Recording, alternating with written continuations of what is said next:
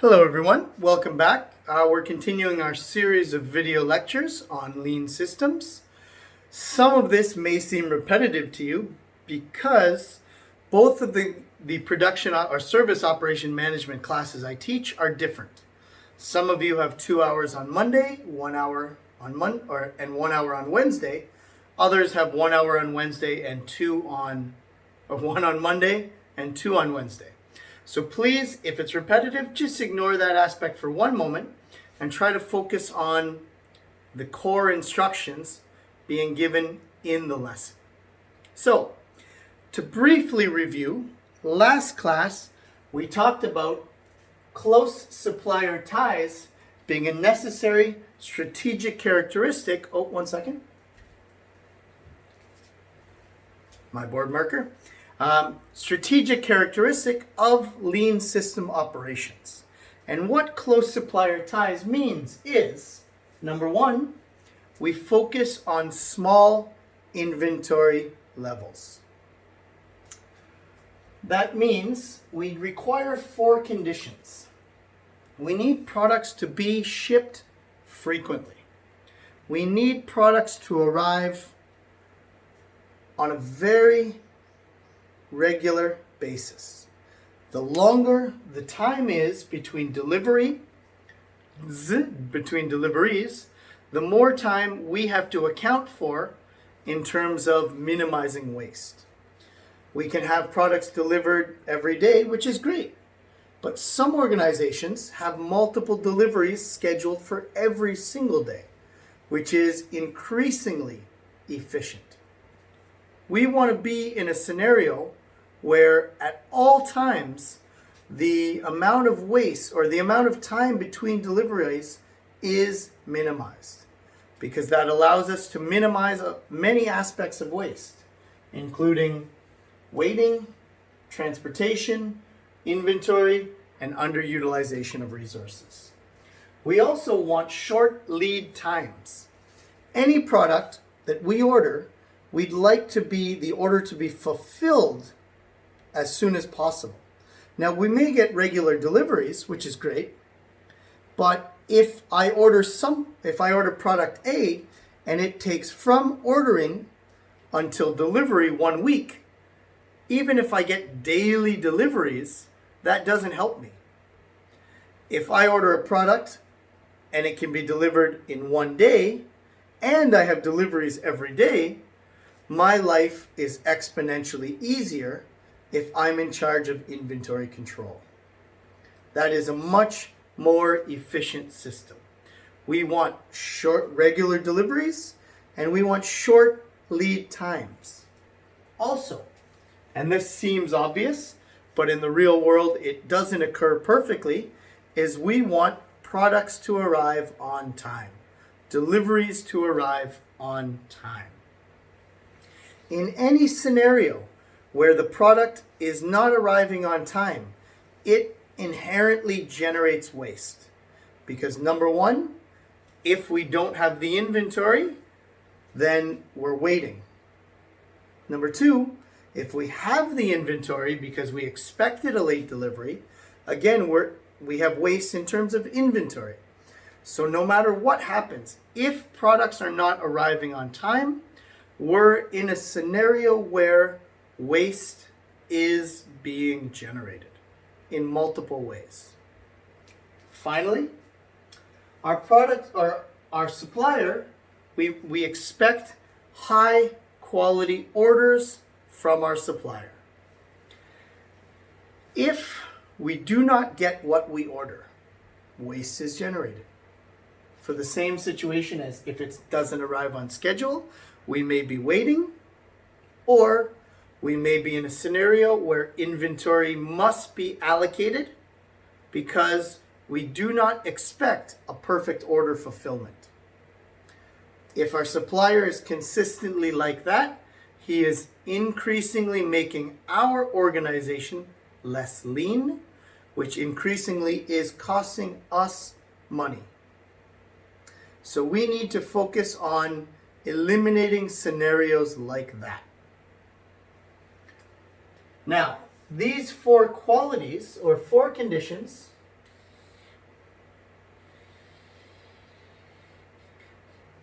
can only occur if we have a close relationship with our supplier. As I mentioned last time, the ultimate close relationship with the supplier is if we have vendor managed inventory. In large operations, this is possible. In smaller operations, it's rare. But a vendor managed inventory occurs when the vendor itself, the vendor, will manage all aspects of inventory. So in that scenario, I'm not responsible for making sure I have the goods necessary. My suppliers are responsible. This can occur in several ways.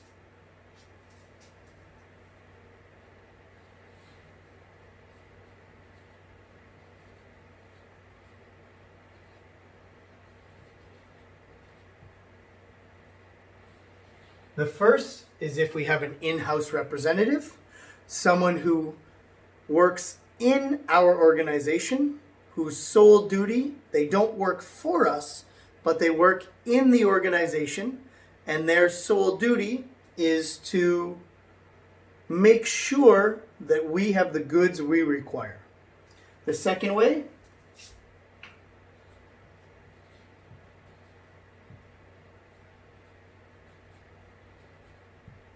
is if we have POS communication. A POS is the point of sale system. You see them each and every day. If you go to the grocery store and they scan your items, that's a POS system. If you go to McDonald's and they place your order into the cash register, that's a POS system. If you visit a car factory, they have a large computer system devoted to ensuring that sales are processed correctly. Those are POS systems. If your POS can communicate with a supplier, it gives them an idea of how many goods you are selling. It gives them an idea of how many goods you will require next week. And it gives them an idea of what you expect to be delivered now. That allows them to ship frequently with short lead times, arrive on schedule with high quality orders. The third and final way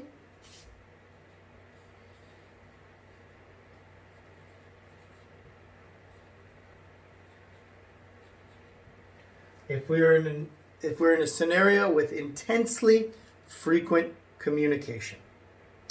In this scenario, we might have a sales representative who doesn't work in-house, but they will visit regularly.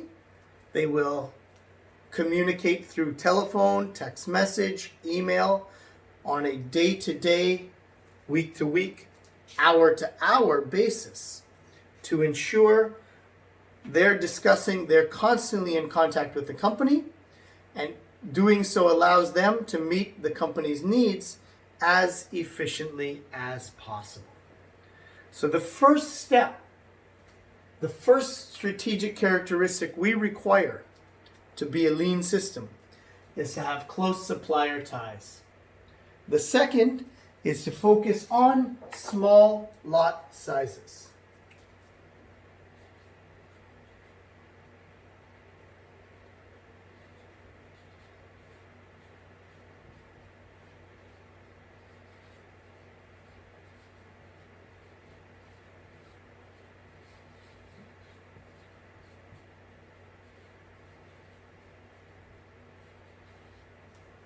Small lot sizes are the amount of goods we order at any given time. They are the amount of goods that when we place an order, we expect to be delivered. Now, to be a lean organization, to minimize the waste that we looked at over here, waiting, transportation, inventory, underutilization of resources, to minimize those, we need to be able to order as little as possible to meet our immediate demand. If we have a small lot size, now this is connected to this, we have less inventory, we have less goods to account for, and we're minimizing our waste. If we have large lot sizes, it's goods we need to store somewhere until they're processed. It's goods that are exceedingly expensive to transport. It's goods that will not be utilized immediately. We're underutilizing those goods. So we need to focus not only on close supplier ties, but also small lot sizes. We want an excellent supplier who will give us what we want, when we want, as quickly as possible. But we also need to order as little as possible from that supplier at any given time. Because number one,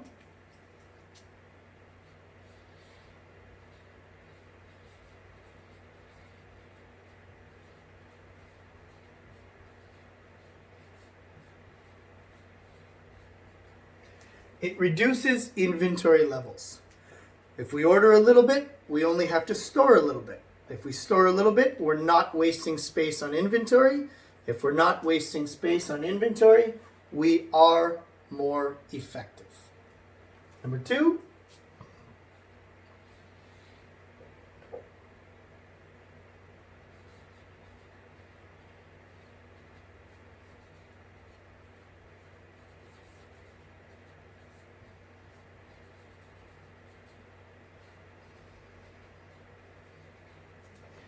our goods pass through the system faster.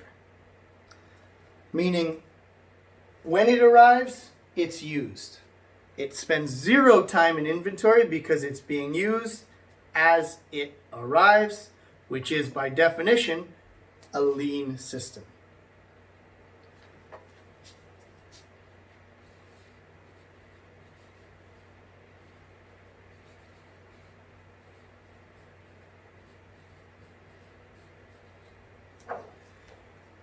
Small lot sizes reduces defective lots.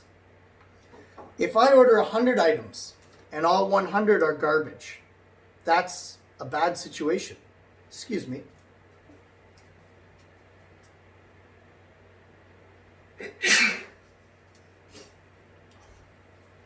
If we order 100 and 100 are bad, that's not good. But if we order 1,000, 10,000, a million, in those scenarios, those are exponentially worse because the entire lot is garbage. If we order 100 and we lose 100, nobody's happy. If we order 1,000,000 and none of those million are useful, somebody will most likely lose their job.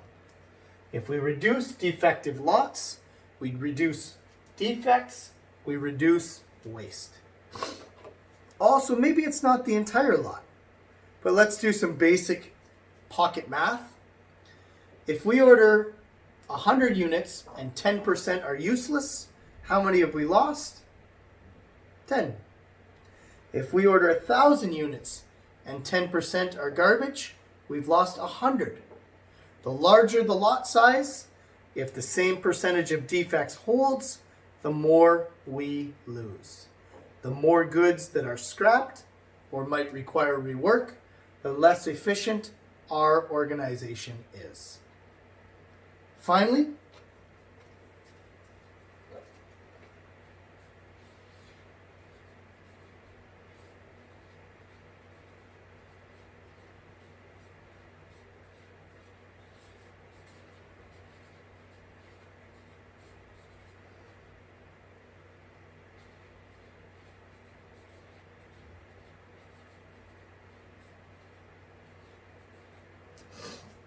a uniform workload prevents overproduction.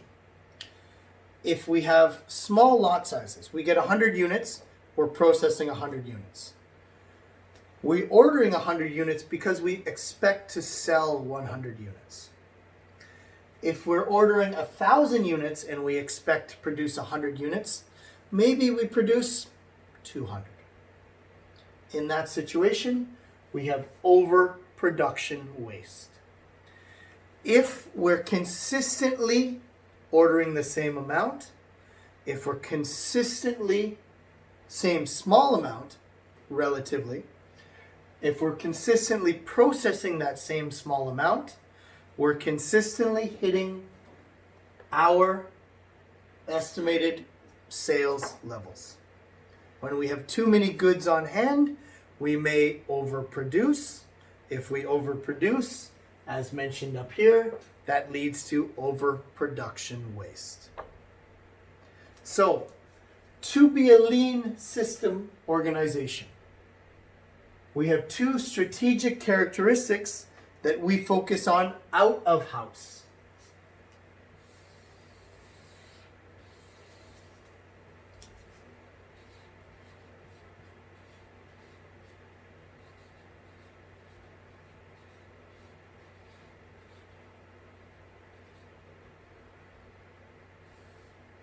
These aren't characteristics that we focus on internally. They're characteristics we focus on externally. These aren't ideas that affect us. They're ideas that affect the people who work with us.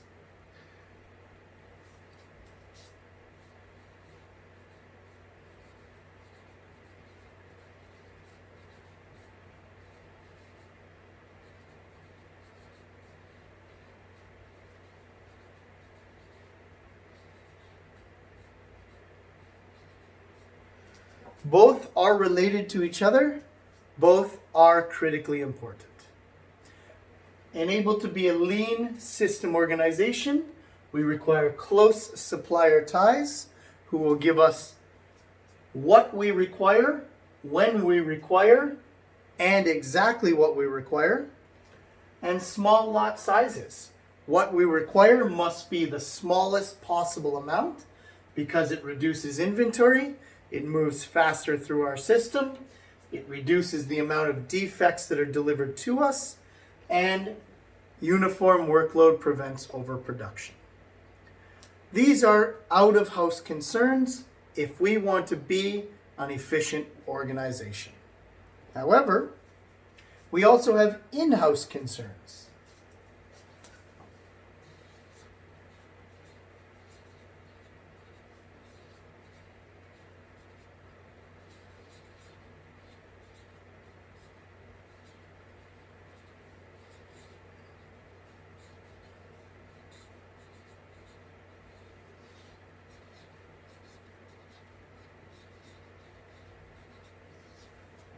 And these are process considerations with lean systems. Previously, strategic characteristics was out of house. Those were suppliers that we were talking about. Process considerations are in-house considerations. Things we have to think about as an organization in order to be as lean as possible. Number one,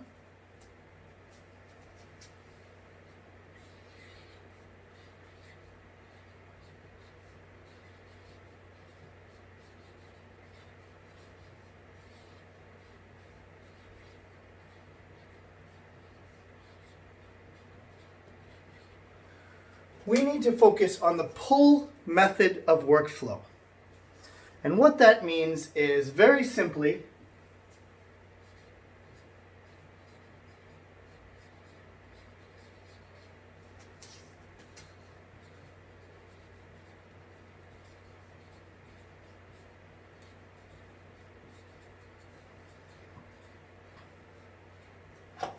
customer demand activates work. In this situation, when do we begin manufacturing? When do we begin serving? Only when the order has been placed. When they've given us an order, we begin producing. If there is no order, we don't produce. That would be overproduction. That would be wasteful. Only when the order is pulled or placed do we begin preparation.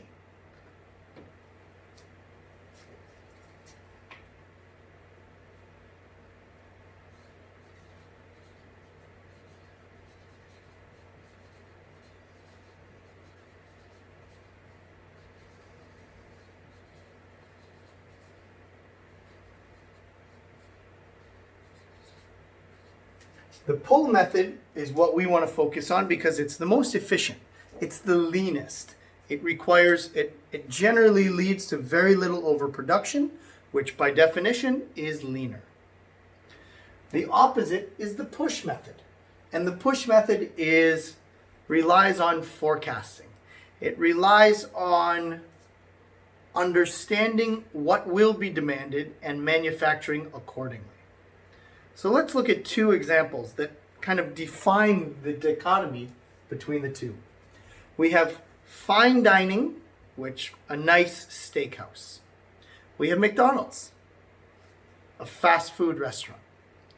Which one follows the pull and which one follows the push?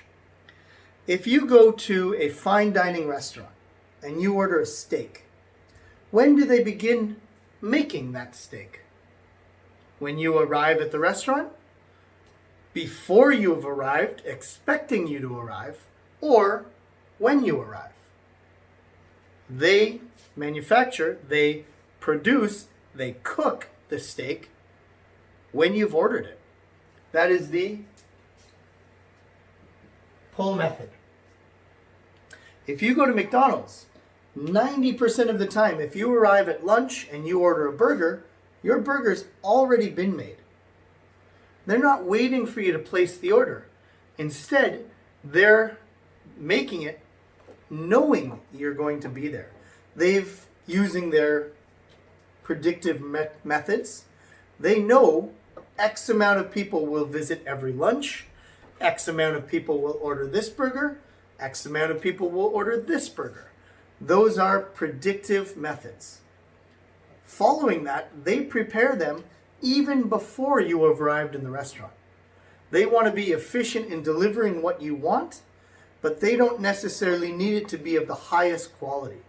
So they use the push method.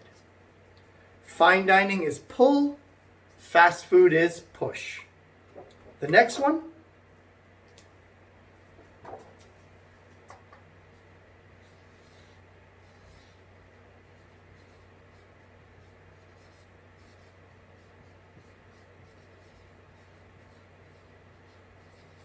We have quality at the source.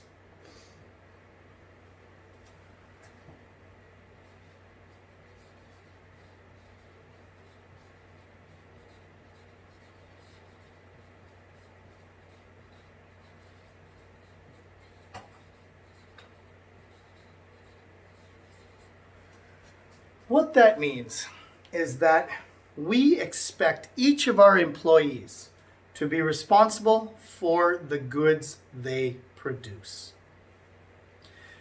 I mentioned earlier,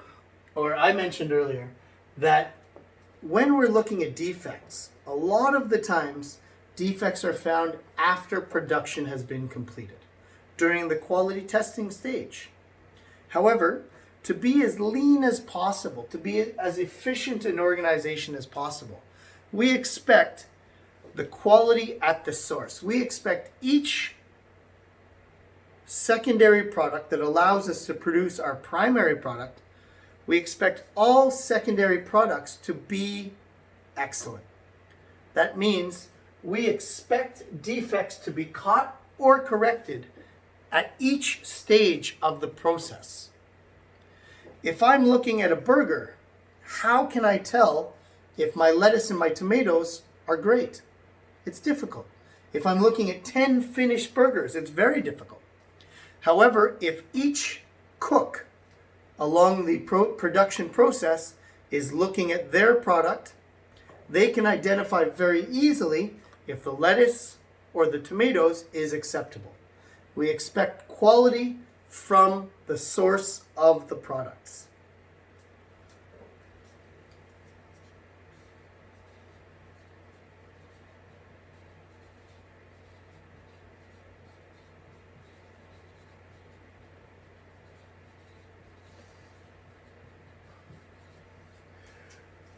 The alternative to push quality at the source is pushing problems. Pushing problems means accepting that something is not perfect, but pushing it along anyways. Where do we often see that system in place? That's generally occurs in a scenario where the final quality of the product is not intensely important. Maybe this chair leans a little that way, but it's a chair that I buy at Daiso. That's probably a little bit to be expected. We don't go to Daiso because we expect the greatest products in the world. Instead, we go there because it's cheap and pretty reliable. If it's not a perfect product, nobody is going to be very upset. So it's a push problem scenario. It's not bad, but it's acceptable. So we don't really worry too much about the end good. Number 3.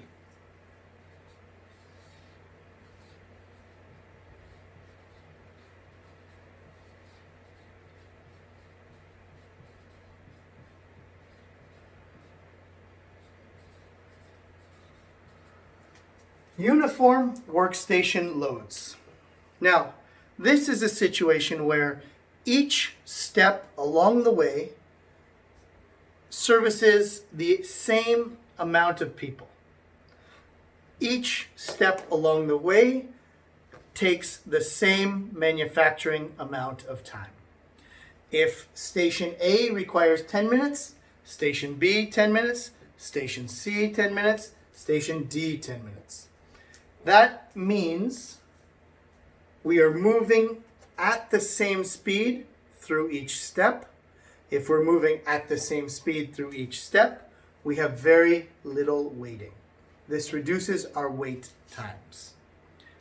It reduces bottlenecks.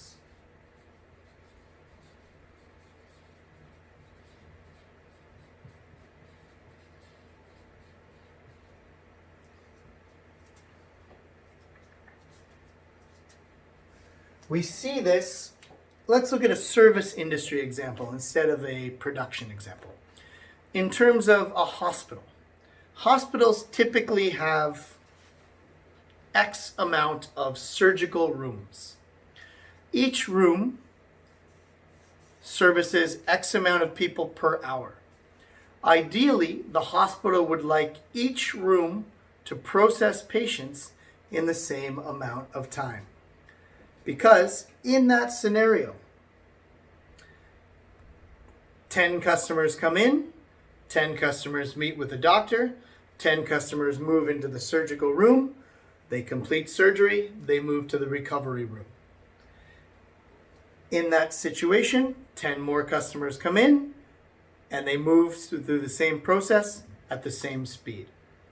If each room is taking different amounts of time, then we have a scenario where we process unequally, we have to devote staff unequally to each different section, and what we're doing is we're arriving at a scenario where waste occurs because inefficiency of workstation load is occurring. Number 4.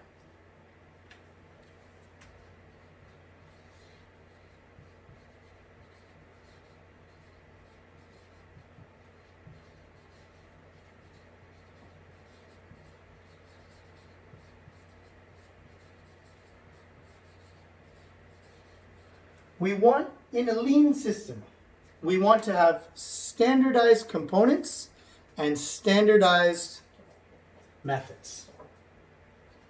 This means that if we have standardized components or methods,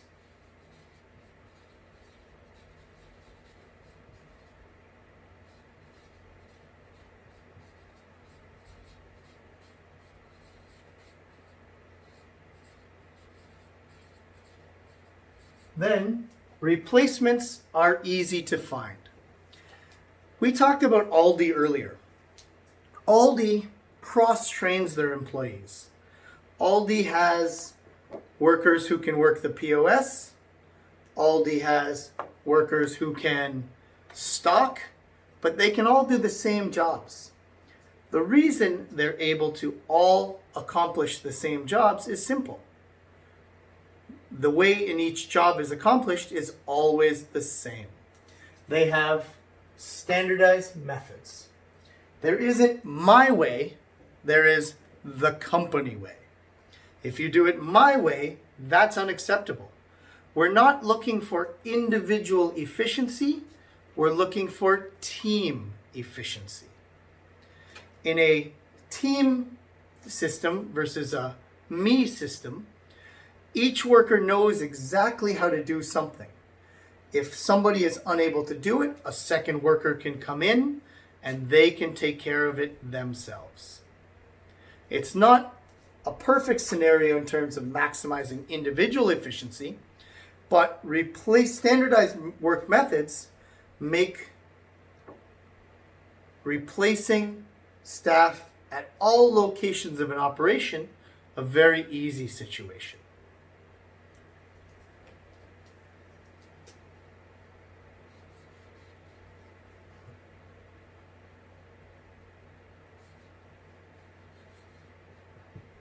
And again, Aldi is a perfect example of that because they don't have to worry if somebody's sick. They don't have to worry if somebody who does this is now working the cash register, the POS. They don't have to worry if somebody who normally receives shipping is now working the POS. Everybody has been taught the Aldi way. And that allows a lean, efficient system. Number 5. And again, in a related manner,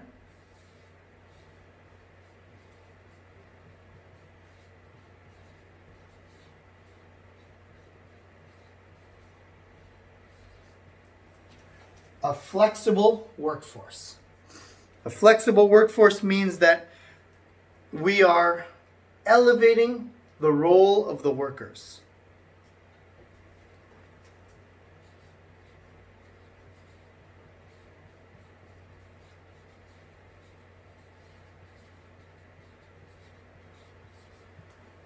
We can shift our workers when necessary. If we require them to be in a certain place at this time, great, they're there. If at a different time we require them to be in a secondary operation, that's okay, they're there. We're creating a system where we are minimizing the underutilization of worker resources. One thing that happens if we're in a specialization of labor,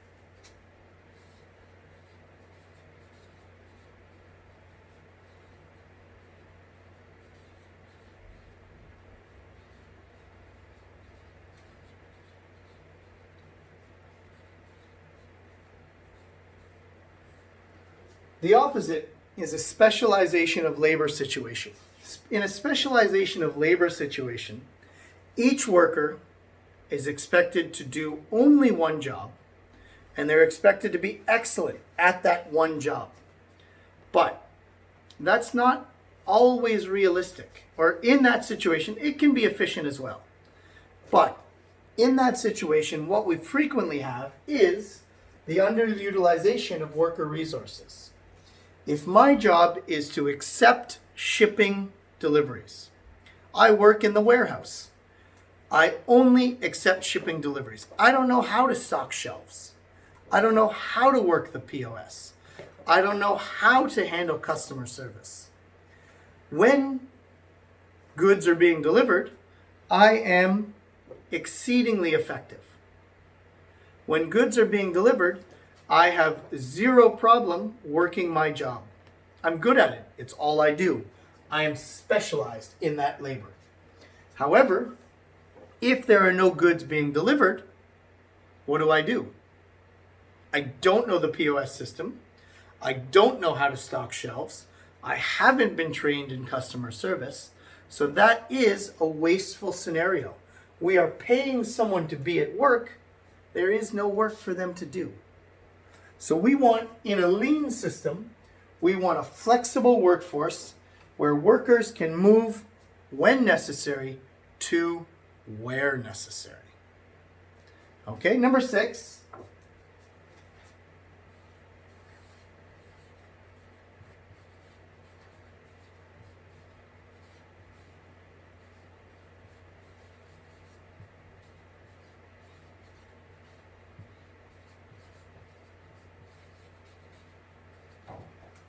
Automation is critically important in lean systems. It's very important in low-cost operations because it allows, we are not underutilizing our workers. Machines on an hourly basis are typically exponentially more efficient than human labor. Now, what we're doing is all of these ideas are to trim our costs. And one way we can actively use that money that we've trimmed elsewhere is to invest in automation.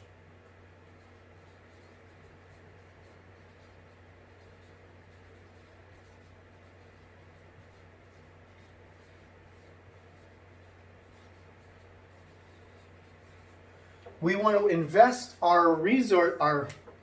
the funds we've saved by trimming all our excess usage into automation. That's how we want to do it. It's efficient and cost effective.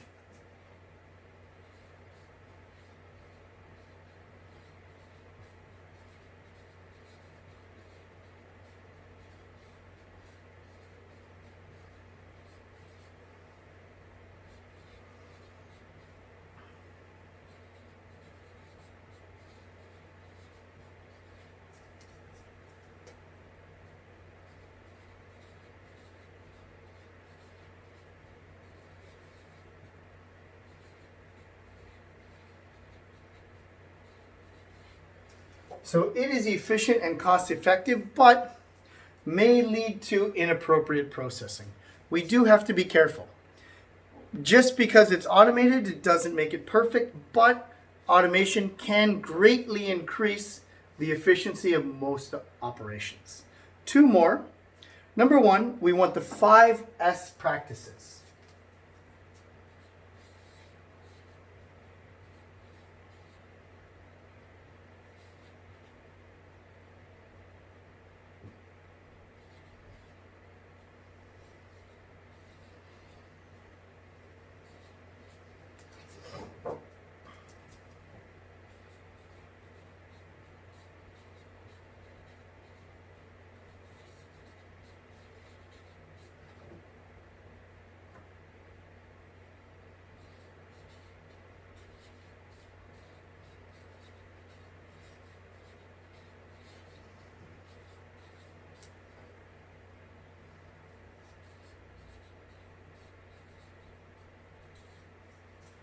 The 5S practices refers to sort, straighten, shine, standardize, sustain. These are guiding principles, guiding visual principles that will typically lead to increasingly lean, efficient systems. Sort, we want to organize. Make sure everything is in its proper place. Then we want to straighten. Once it's in its proper place, we want to adjust everything to make it look perfect. After that, we shine. Once it's looking perfect, we look at each individual good and we shine it so it looks even better. Then we standardize. We make that the new normal. And finally, we sustain. This becomes the way things are done in the future. This is a 5-idea guiding process that will allow us to minimize our waste and maximize our efficiency. Let's look at a real life example. So I go into the stock room where we keep our inventory. Now I see that generally things are just placed everywhere. When something comes in, I find an open space and I put it down. Now, that's not terribly inefficient, but it's not efficient either. So the first thing we want to do is we want to sort. All of our soda goes on this side. All of our meat goes on this side. Once we've done that, we want to straighten. So now, instead of just different racks of soda and different types of meat, I want to give every good its own location. Cola goes here. Sprite goes here. Ginger ale goes here. Beef here, pork here, chicken here. Once we've done that, we want to shine. So we want to stack it neatly. We want to put all of the beef in rows together. All of the cola in rows of 3, stacked 3 high. Then we standardize. This is now exactly how we will do this. When products arrive in the stockroom, they don't get put on the floor, they get put in their space. If cola comes, cola gets stocked on those 3 shelves, in those 3 columns, in those 3 rows. Then we sustain. If somebody deviates from this pattern, what we do then is we create negative incentives. If you do this and I find you doing this, you will be punished. We can also go positive incentives. If the stockroom is maintained this way for 1 month, everybody receives a 10% bonus. So the last one after 5S practices is